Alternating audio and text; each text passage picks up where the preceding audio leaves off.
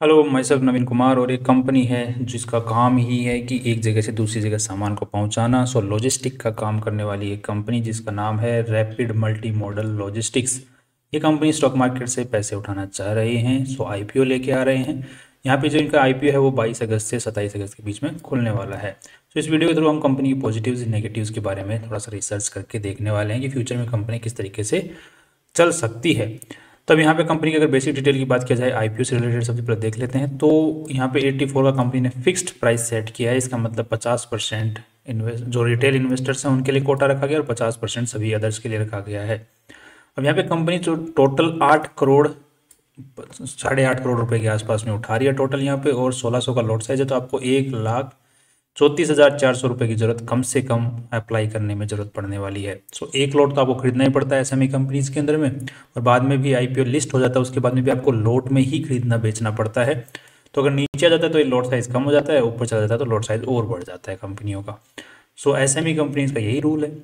अब नेक्स्ट देख लेते हैं कि कंपनी के जो प्रमोटर लोग हैं उनके पास में 99% आईपीओ से पहले शेयर होल्डिंग थी, और आईपीओ के बाद में लगभग 72% के आसपास में रह जाने वाले 72% के आसपास में। आईपीओ जो पैसा तो उठा रहे हैं 8 करोड़ 8.5 करोड़ रुपए उठा रहे हैं, बट कंपनी की वैल्यू कितनी लगाई जा रही है।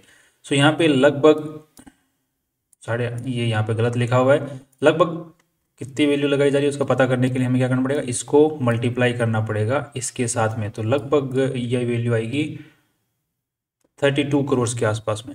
32 करोड़ रुपए के आसपास में वैल्यू लगाई जा रही है कंपनी की। अब देख लेते हैं कंपनी के एनालिसिस करने के बाद में कि क्या 32 करोड़ रुपए की कंपनी है आज के दिन, जिस हिसाब से कंपनी बिजनेस कर रही है, क्या ये इसको डिजर्व करती है। लिमिटेड एनालिसिस के बेसिस पे इसको तय करने की कोशिश करते हैं। अब कंपनी अगर हम बेसिकली बात करते हैं तो B2B सेगमेंट में काम करती है, राइट। B2B सेगमेंट मतलब कैसे कि एक बिजनेस को अपना सामान दूसरी जगह पहुंचवाना है, किसी फैक्ट्री वाले को, किसी इंडस्ट्री वाले को, किसी कंपनी वाले को, तो उनको ये सामान पहुंचाने में मदद कर देती है। जैसे जो बहुत सारा सामान होता है, जैसे कोई प्लाई वाला बंदा हो गया जिसको फैक्ट्री है प्लाई की, वो कहीं और है और उसको ज़रूरत है कि कहीं और सप्लाई करवाना है उसको अपने डीलर के यहाँ पे, या फिर डिस्ट्रीब्यूटर के यहाँ पे, या फिर रिटेलर के यहाँ पे। तो वो क्या करती है, इस कंपनी को कांटेक्ट करती है और ये कंपनी उसका सामान, वो प्लाई वाला बिजनेस को, वो जो सामान अप्लाई का उसको उठा के वहाँ डिलीवर कर देती है। बेसिकली B2B सेगमेंट में ये काम करती है। B2B सेगमेंट में जो वर्कलोड होता है, जो कि सामान पहुंचाने वाला जो लोड होता है वो ज़्यादा ही होता है।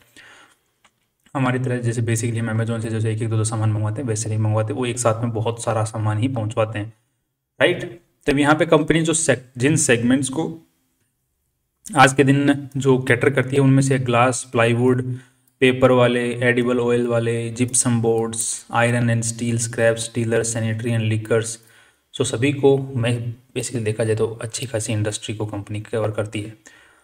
अब यहाँ पे जो ये ट्रांसपोर्टेशन का मोड जो चूज़ करते हैं उसमें रोड्स भी हैं, रेलवेज भी है, सी भी है, जो कि इनके जो सप्लाई चेन मैनेजमेंट है उसके अंडर में आते हैं। इन तरीक़ों से ये लोग पहुँचाते हैं। यहाँ पे एयरपोर्ट का नाम एयर का नाम नहीं लिखा हुआ, इसका मतलब एयर के थ्रू नहीं पहुँचाते हैं, क्योंकि सामान बहुत ज़्यादा रहता है, B2B सेगमेंट है, तो यहाँ पर एयर वाले तो इतना सामान उठा भी नहीं पाएंगे, मतलब बहुत ज़्यादा खर्चा हो जाएगा अगर पहुँचाएंगे तो। नेक्स्ट अगर देख लेते हैं कि कंपनी की जो पैसे उठाने के पीछे रीज़न क्या है 8.5 करोड़ रुपए, तो यहाँ पे एक ही रीज़न बताया गया, that is working capital requirement. इसके अलावा यहाँ पर कोई और रीज़न नहीं बताया गया है। आई थिंक कंपनी के पास में रीज़न है भी नहीं। इसी के साथ में हम लोग एक चीज़ और देख लेते हैं, 1 सेकेंड।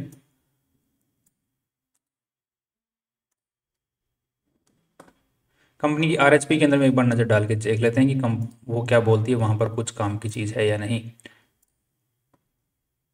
यहाँ पर कंपनी का जो मैक्सिमम जो बिजनेस पास्ट में आया है, सितंबर 2023 तक का कंपनी ने डेटा दिया है, जबकि अभी सितंबर 2024 आने वाली है, एक साल और होने वाला है ऊपर, जबकि कंपनी सितंबर 2023 तक का ही डेटा दिया। तो उसके अकॉर्डिंग उस 6 महीने के अंदर में कंपनी का 50% रेवेन्यू आया था रोड से और 50% रेवेन्यू आया था रेल फ्राइट से।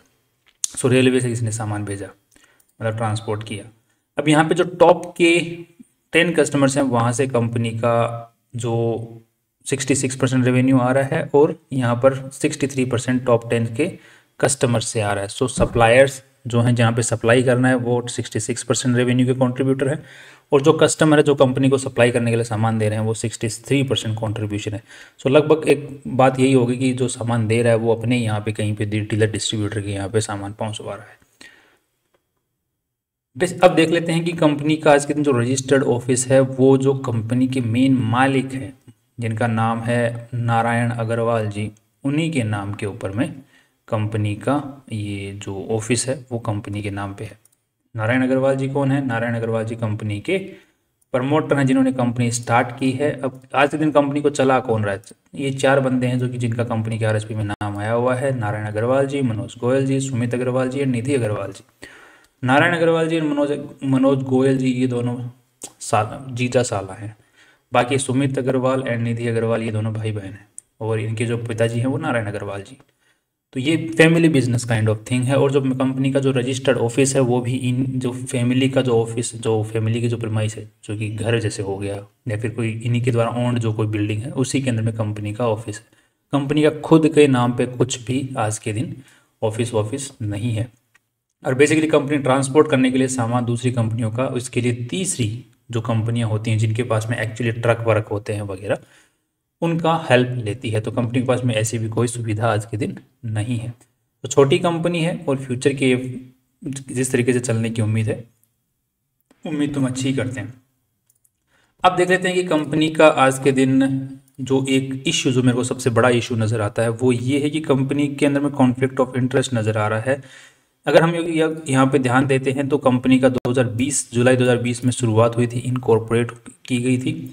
बट यहाँ पे कंपनी के जो मेन मालिक हैं नारायण जी, उनका ऑलरेडी एक प्रोप्राइटरशिप फर्म है जिसका नाम है rapid road lights off India. ये अलग से एक बिजनेस चल रहा है जो कि उनके पर्सनल नाम पे चल रहा है, राइट, उनके पर्सनल पैन कार्ड पे ही चल रहा है। क्योंकि प्रोप्राइटरशिप का मतलब होता है, सोल प्रोप्राइटरशिप का मतलब यही होता है कि आप ही का पैन कार्ड के नंबर के ऊपर बेसिस के ऊपर में आपको जीएसटी नंबर दे दिया जाता है और उसके बेसिस के ऊपर में आप बिजनेस करना स्टार्ट कर देते हैं। उसमें अलग से कोई प्राइवेट कंपनी लिमिटेड इस टाइप का खोलने की जरूरत नहीं है। बट स्टॉक मार्केट से पैसे उठाने के लिए तो प्रोप्राइटरशिप फर्म चलेगी नहीं।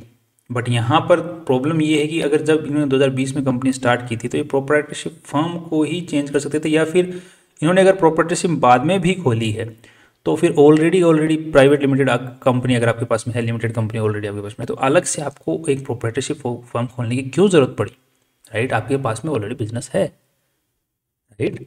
तो अब यहाँ पे कॉन्फ्लिक्ट ऑफ इंटरेस्ट आता है कि सिमिलर सा काम करती है, एक ही काम करती हैं दोनों कंपनियां, वो इनकी खुद की है, पर्सनल है, और ये जो कंपनी है इसमें इन्वेस्टर्स का स्टेक रहेगा। तो यहाँ पर एक कॉन्फ्लिक्ट ऑफ इंटरेस्ट फ्यूचर के ऊपर में देखते हुए इस कंपनी के ऊपर एक खतरा जो है सीधा सीधा दिख रहा है।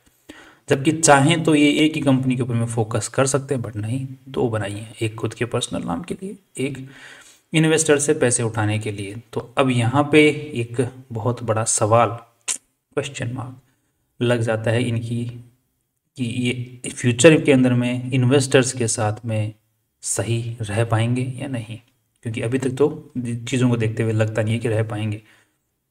कॉन्फ्लिक्ट ऑफ इंटरेस्ट, या तो इसको सम्मिलित कर देंगे कंपनी के अंदर में फ्यूचर के अंदर में बहुत जल्द, या फिर अगर अलग बिजनेस इसको चलाते रहते हैं तो एक आदमी अगर दो नाव में तो रह नहीं सकता है।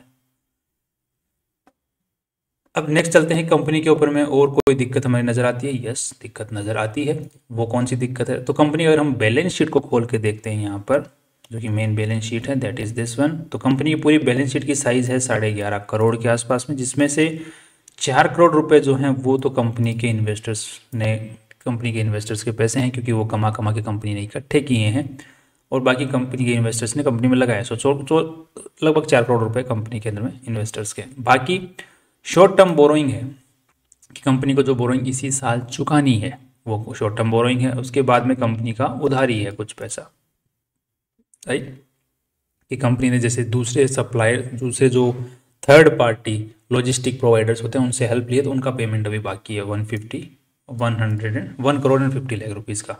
अभी पैसा लगा हुआ कहें तो सारा का सारा मैक्सिमम जो पैसा है, लगभग 90% पैसा ट्रेड रिसीवेबल्स में पड़ा हुआ है।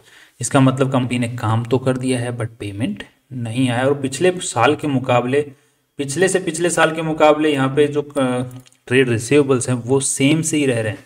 बट यहाँ पे दिक्कत ये हुई कि 6 महीने के अंदर में ही कंपनी के जो ट्रेड रिसीवेबल्स है वो बढ़ के 10 करोड़ रुपए हो गए। तो ये काफ़ी बड़ा नेगेटिव सेगमेंट है कि कंपनी का जब ट्रेड रिसीवेबल्स बहुत ज़्यादा होता है, बैलेंस शीट का बहुत बड़ा पार्ट बैलेंस शीट का ट्रेड रिसीवेबल्स में रहता है, तो वहाँ पर कंपनी को नॉर्मल बिजनेस करने के लिए बाद में लोन लेना पड़ता है। लोन लेना पड़ता है तो क्या करना पड़ता है? इंटरेस्ट देना पड़ता है, जिसकी वजह से कंपनी का जो नेट प्रॉफिट है वो कम हो जाता है। और कहीं पर अगर दिक्कत से ये नहीं रिकवर हो पाता है किसी भी रीज़न की वजह से, फ्यूचर में कोई कस्टमर हो ना रिकवर है, या फिर जिस कंपनी को ये टारगेट कर रहे हैं उसके ऊपर में अच्छा खासा ट्रेड रिसीवर्स बचा और वो बैंकरप्ट हो जाए, तो कंपनी रिकवर नहीं कर पाती है, तो फिर कंपनी को भी उसका हर्जाना भुगतना पड़ता है। तो ट्रेड रिसीवेबल सेगमेंट भी काफ़ी नेगेटिव एक चीज़ है। अब ओवरऑल कंपनी के बारे में अगर बात करें तो कंपनी 30-32 करोड़ रुपए की कंपनी है, छोटी कंपनी है, जो प्रमोटर लोग हैं उन्हीं के घर के यहाँ से कंपनी चलाई जा रही है और वही लोग चला रहे हैं, फैमिली बिजनेस है। अब यहाँ से कंपनी का जो प्रमोटर्स हैं इनके यहाँ पे नेगेटिव पॉइंट्स हैं, एक तो कॉन्फ्लिक्ट ऑफ इंटरेस्ट, अलग से कंपनी चल रही है, दूसरा कंपनी की जो बैलेंस शीट है उसकी हालत बहुत ख़राब है। हाँ, यहाँ से जो पैसे उठाने वाले हैं उनसे कंपनी जो है वो जो पैसा है, जो लोन का पैसा उसको चुका देगी, तो उसके बाद में कंपनी के जो प्रॉफिट्स हैं, जो आज के दिन लगभग साल के 2 करोड़ रुपए कमाने वाली है, 2024 के अंदर में कमाई होंगे, जो कि रिजल्ट जारी करेगी ऑफ कोर्स सी बात है कंपनी, तो 2 करोड़ रुपए के आसपास में आएंगे, तो उसमें थोड़ा सा इंक्रीज देखने को मिल सकता है, बिकॉज जो बोरोइंग है ये चूक जाएगी। चूक कैसे जाएगी? क्योंकि शॉर्ट टर्म बोरोइंग है तो वर्किंग कैपिटल रिक्वायरमेंट का पार्ट है, तो ये चुकने के बाद में कंपनी का लोड थोड़ा कम हो सकता है। बट दिक्कत अगेन वही की वही है, अगर ट्रेड रिसीवेबल्स बढ़े हुए हैं तो फ्यूचर के अंदर में अगर उनको कंपनी ने कंट्रोल नहीं किया तो फिर वापस से वो लोन वाला लफड़ा फिर बढ़ जाएगा, क्योंकि बिजनेस जैसे जैसे बड़ा होगा तो उसी वजह से लोन की जो पैसों की जो रिक्वायरमेंट है वो भी बढ़ेगी, तो उसके लिए फिर लोन का ज़्यादा अमाउंट बढ़ेगा तो इंटरेस्ट भी बढ़ेगा, तो ये एक थोड़ा सा नेगेटिव साइकिल है। तो लगभग मुझे 3 पॉइंट यहाँ पे नेगेटिव दिखाई दिए हैं, एक तो कंपनी के पास आज के दिन कुछ है नहीं, दूसरा कॉन्फ्लिक्ट ऑफ इंटरेस्ट, और third one trade receivable segment. और तीनों ही बेसिस के ऊपर मैं बोलता हूँ कि आज जिस तरीके से कंपनी की वैल्यू लगाई गई है, ये तो यहाँ पे गलत लिखा है, 32 करोड़ रुपए के आसपास में लगाई गई है, वो आज के बिजनेस के हिसाब से ज़्यादा है।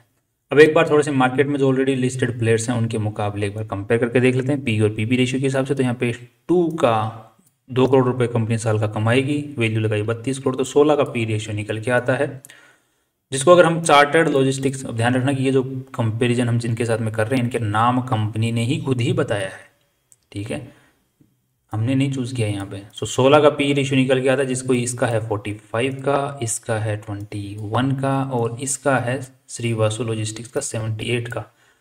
इसको तो हम ही ने बीच में घुसाया है, अपने हिसाब से ही चूज़ किया, कंपनी ने तो सिर्फ एक श्रीवासु और दूसरा इसका बताया, जिनका पी रेशियो और पीबी रेशियो दोनों ही ज़्यादा है इससे।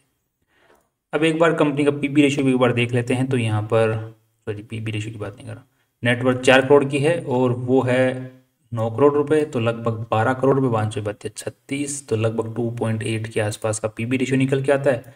इसका 2.23 का है, इसका 4 का है, और इसका 7.72 का है।